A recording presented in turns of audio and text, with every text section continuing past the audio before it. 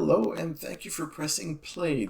My name is JP from Rock8fuel, and today this tutorial will discuss choosing your website platform for your first website, your first project. This is more of a beginner's guide of a quick crash course to give some business points of view and some technical points of view so you can actually make sense of this environment and get a project going.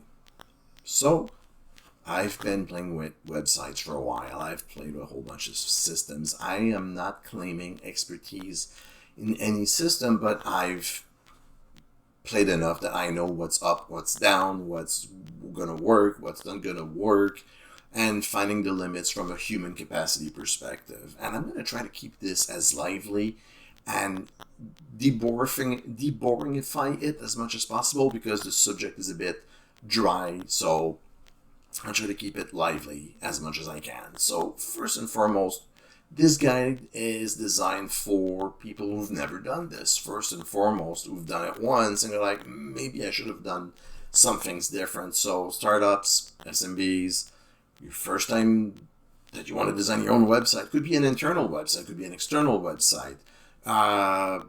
Businesses that finally get a website. I've done a fair amount of friends and family work over the last few years, and it's all first-time websites for the most part. And yes, this is 2022, and many organizations that still haven't made the leap. This is also for non-technical people who are out there stuck with a project, and also people who are curious. I'm one of those. So, first and foremost, let's get some word alphabet, mumbo-jumbo, and usual acronyms out of the way.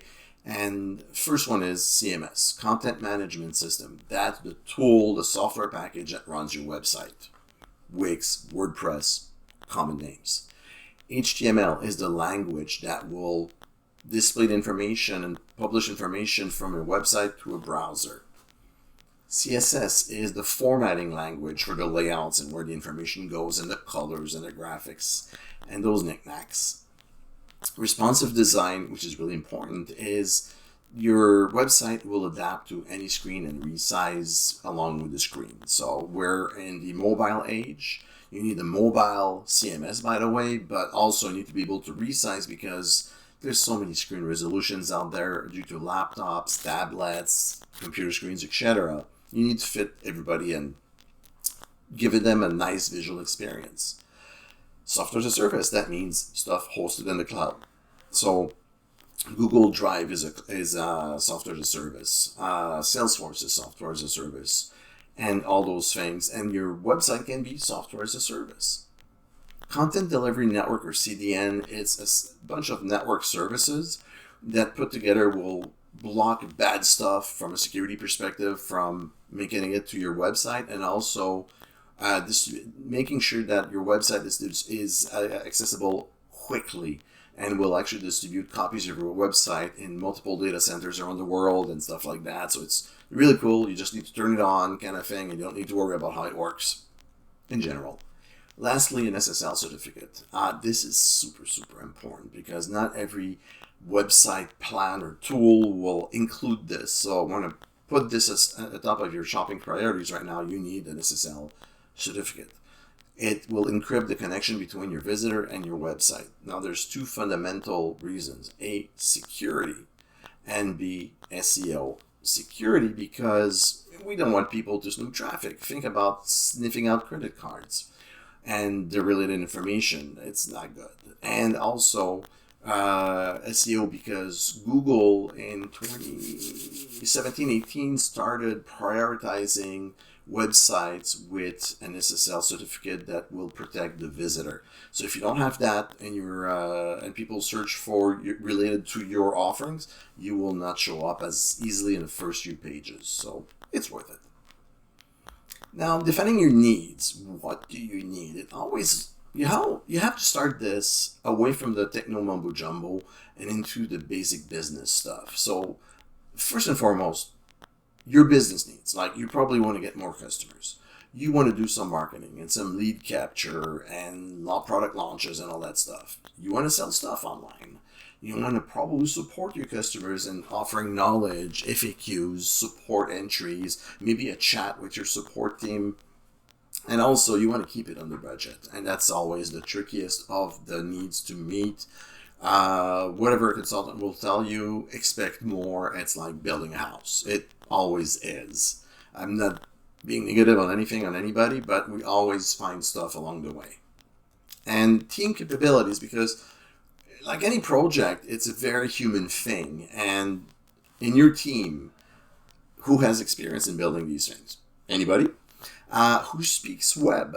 That's another good question. Who can actually have an educated dialogue without being hypnotized by magic words from the vendor you're going to be talking to? Who's the happy project leader? Who has to deliver this? Who has graphic design experience? That's another good question, because images talk a whole lot more than words when something loads up. And if you have anybody that handles your digital marketing, please involve them out of the gate. It's really important. Just like make sure that everybody's comfortable and you're assigning the right roles to the right people, assuming there's multiple individuals involved.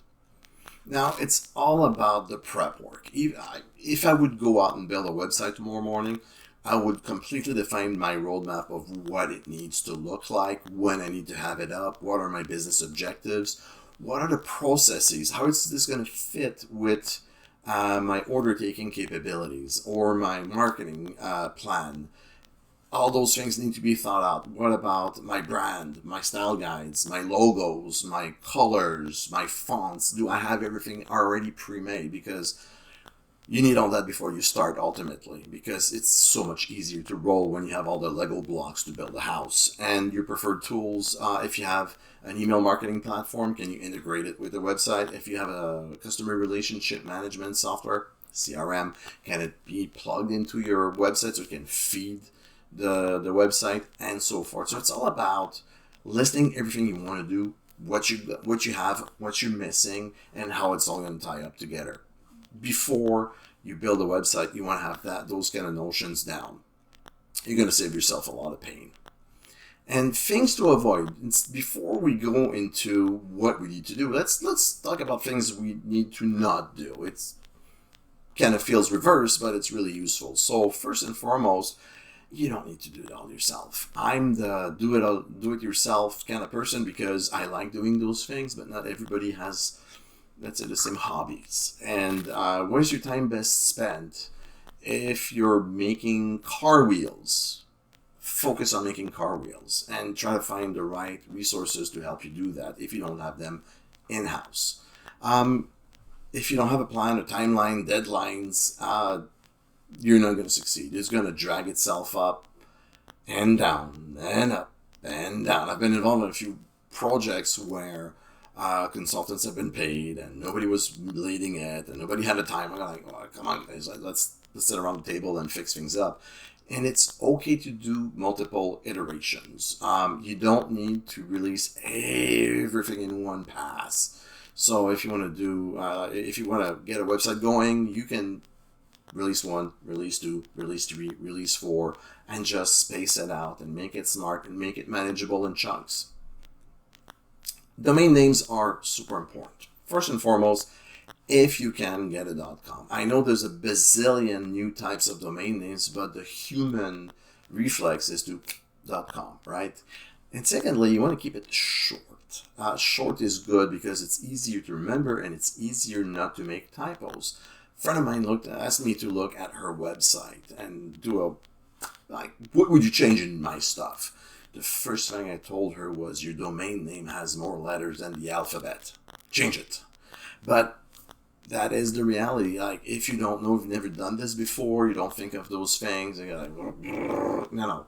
Your domain name doesn't need to describe all your vision, mission statements. Just keep it short, make it memorable, and if you can get yourself a .com, go for it. You can actually get some of the third-party markets. Some can be really expensive, and some not so. So just think creatively.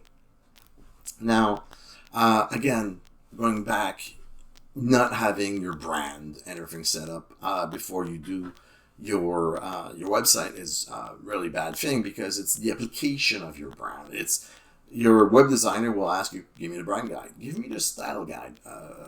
How am I supposed to start? Because it's all the visuals that will partly dictate the creation of the website. Think also about psychology of colors. If you sell coffee, you don't need to make a brown website. Everybody knows coffee is brown. But focus on red, because red, if you look at fast food chains, that's their color because it can subtly stimulate appetite. There's a whole bunch of articles on the psychology of colors out there. You don't need to over-nerd and over-create and overthink, but look at this. Also, make sure you have your logo set up in the right formats, your fonts, your style guides, and everything. Just make sure you have that before you start. Not making marketing the owner. You could also make sales the owner, but here's my point. Your IT dev team is not the answer. Who owns the responsibility of selling stuff for your organization and talking and generating buzz and talking to customers and getting the deals in? It's not the developers, it's the marketing people and it's the sales people. So make sure they're in charge. And also give them control. Let them explore. If you've never done this yourself and you're this starting point, it's worth trusting people once in a while. It's worth that risk. And at worst, you've published nothing and you try again.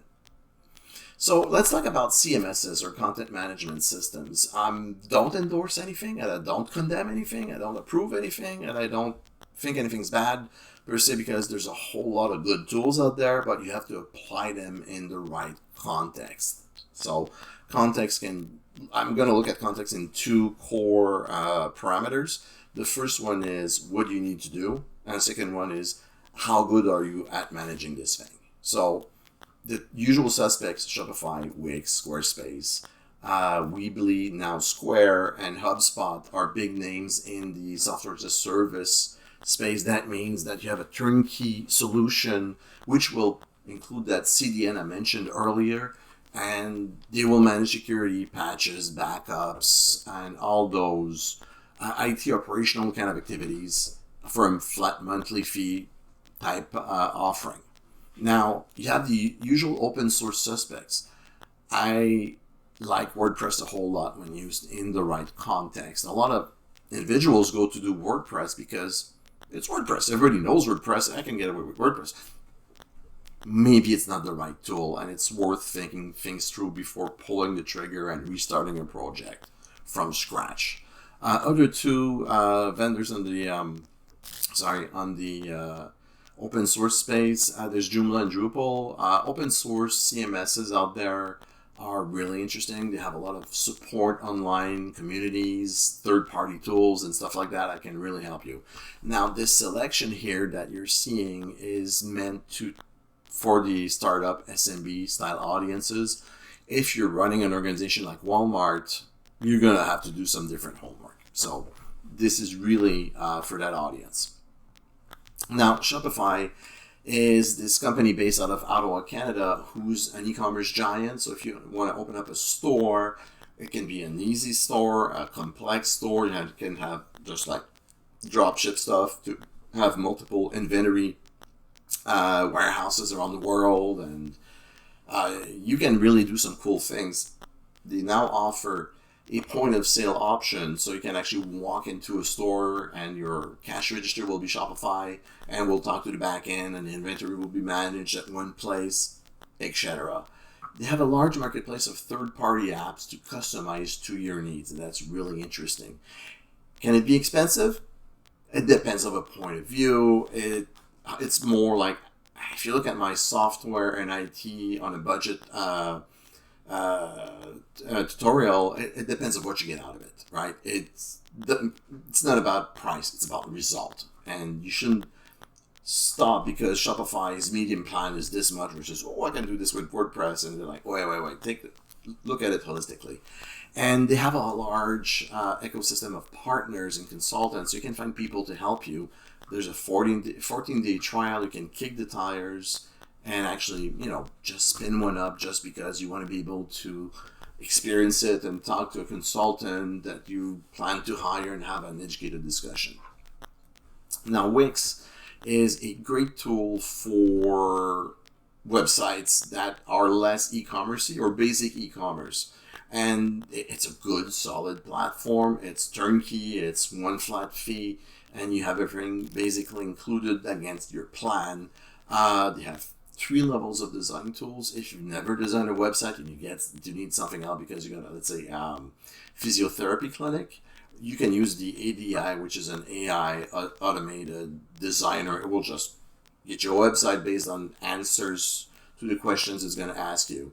You've got the editor, which is a classic style editor, and Editor X, which is the advanced, more complex for web designers. They've got decent templates, very nice templates, in fact. They do e-commerce, like I said, basic stuff. If you want to do some really wacky e-commerce stuff, may not probably be the right tool. They have a bunch of apps that integrate into this, like your CRM, your email marketing, and your free plan has no time limit. And that's something I personally like as a customer, because I can play with a website and get it going without having to be forced to put a credit card number, and I can restart all those iterations. I can trash a site, restart a site, etc., and get it done to my heart's content. So it's a very good option out there. Squarespace is a lot in the same, it's built a lot in the same mindset as Wix. Focus on brands and templates. They have some gorgeous stuff there. They got some good basic e-commerce. They've got a rigid design system. They recently announced that they're releasing a new version of their designing tools. I have not tried them yet, but it's a really good platform if you want to be autonomous and you want to sell things or just expose your brand. Try it. It's a very good product. Square is a pioneer in payments. They were the original guys with that little stab thing they would put in the headphone plug of an iPhone, and you could swipe a credit card.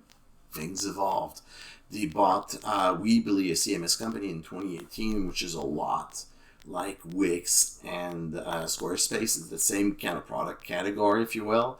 And I've looked at this for some projects for friends and family, and that was the selection because the core of the business was retail and in-person payment processing. So that's a really good option for that. Good basic e-commerce, good templates you can actually build up on e-commerce. Basic plan's free, and they charge for payment processing. So that's how they make their money back. But there's also advanced plans with more features, so you can actually turn on things as you grow. They have an app marketplace as well, and yeah, I like app marketplaces because we need to get all those tools to work together, so we have that continuity in our business processes. Last but not least, HubSpot is the classic CRM vendor and email marketing vendor. They have a website hosting platform as well, which is not as known as their other 2 products, but if you're interested to look at these guys, typically you're using their other products or you have a heavy sales and marketing focus as a company. They don't offer e-commerce, but they have a really good product, and it's worth kicking those tires as well. Free basic plan, try it. If it doesn't meet your needs, it doesn't, but if it does, and you want to leverage your marketing and sales tools, you can actually grow your business significantly. Again, plenty of consultants and knowledge out there. Actually, HubSpot has a very good academy online with free certifications. It's worth looking into. Now, WordPress. WordPress, I love, but I have to use the analogy of the Swiss Army knife.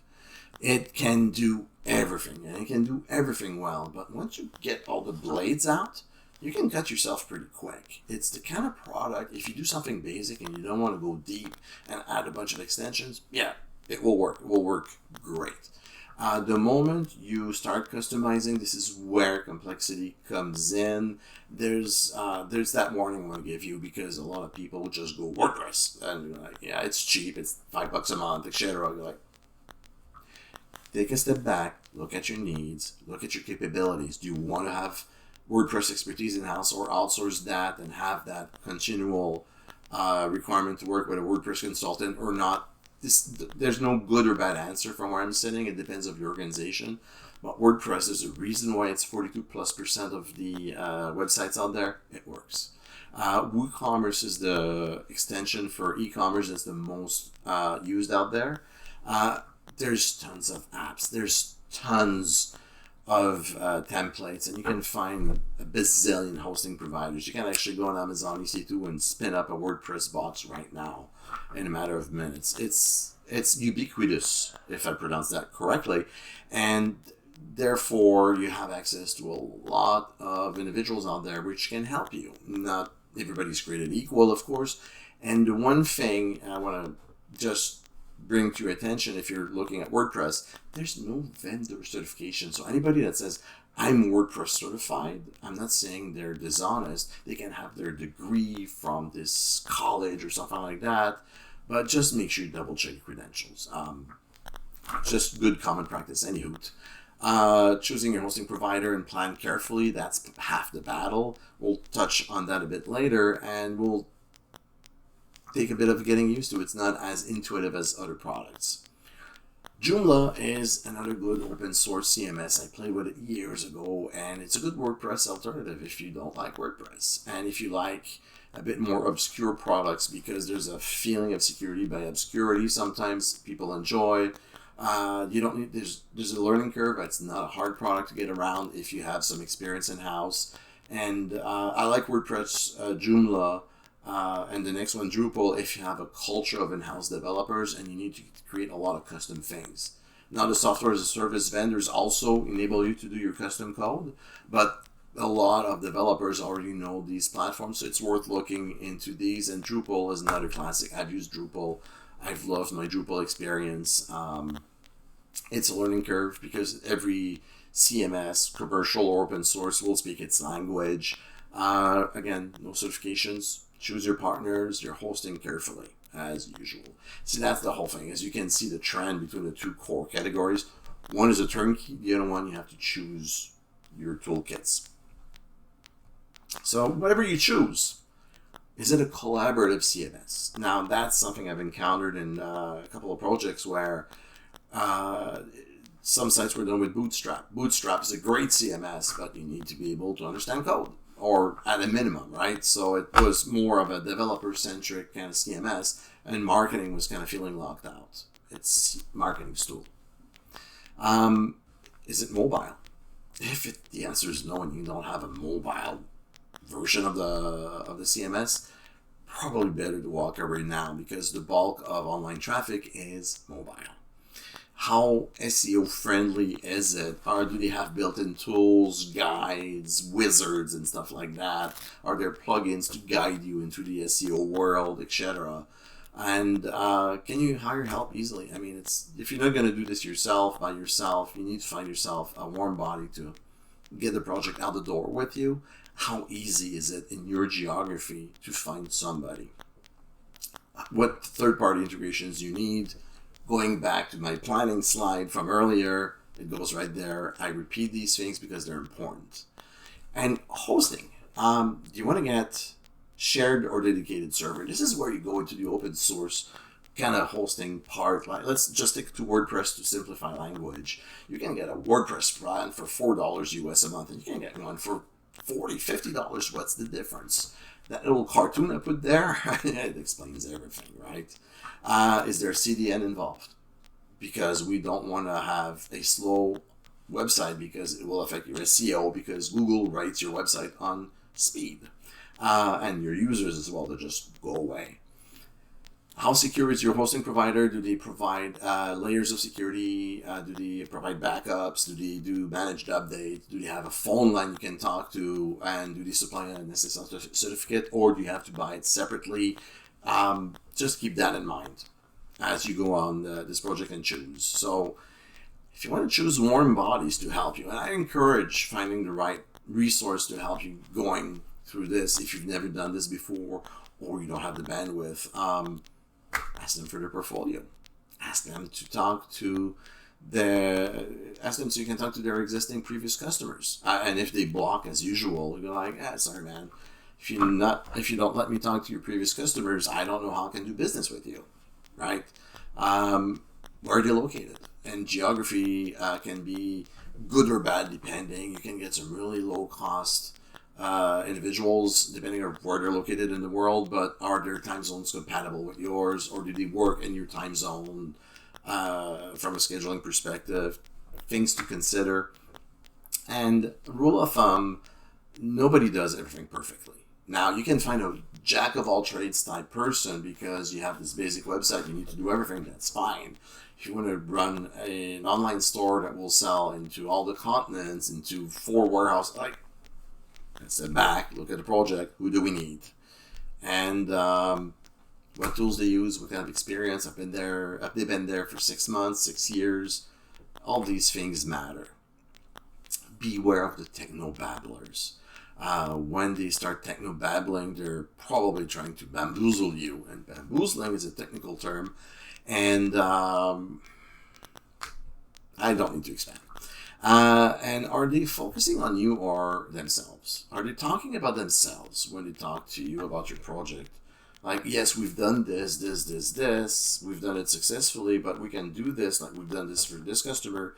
And based on what you're telling me, we can replicate what we've done so we can expect this level of success. If they're talking in terms of you and getting a success for you, that's phenomenal because they understand the language of business versus just tech and how great we are.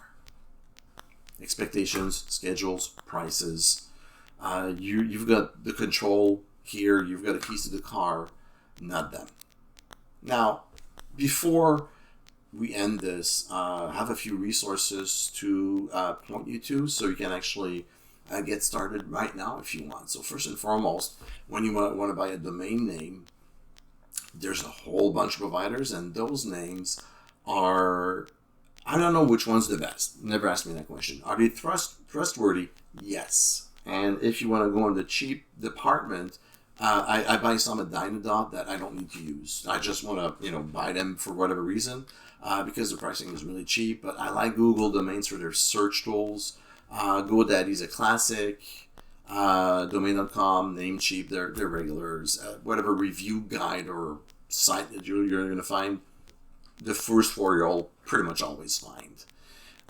Where you can find bodies to help you do this work is, these are classics. Fiverr is the reason why it's called Fiverr. It starts at $5, but you can find some really good designers, developers on there. Same for Upwork, TopTal, and I've used, in my startup that I've started with a friend of mine, we've used 99 Designs to actually find our logo designer, and we've been amazingly, pleasantly surprised by the results we got through that system. It's worth looking into, but it's a bit more expensive. And Envato Studios is a good place to look for templates and style guides and stuff like that. Like if you want to get a WordPress site going and you want to get something really sharp, look at Envato, and you can also find people to help you get things going there. Lastly, if you go into the hosting side because you're doing WordPress, Joomla, Drupal, I don't endorse anybody. I don't dislike anybody. At least I wouldn't put them there I would dislike them. But all those organizations have a decent reputation out there, and choose whatever fits your need, your budgets. WordPress.com is always a good place to start if you want to do some basic WordPress because it's at WordPress. So there's that level of quality you'll be sure to meet, and they have really affordable plans to start with. But everybody has something to offer in that space, and if you just compare, you'll find some really good offers. Again, I'm not a fan of buying on price. I'm a fan of buying on results. And the WordPress, just go back to that cartoon from a few slides ago. Do I want to pay $5 a month, or do I want something that will deliver the goods, right? So, hosting providers, wisdom in 30 seconds. Thank you for sticking with me throughout this discussion. If you have any questions, do not hesitate. Drop me a line by phone or by email. Email is always the easiest, and I'll get back to you as soon as I can. Thank you very much, and have a great day.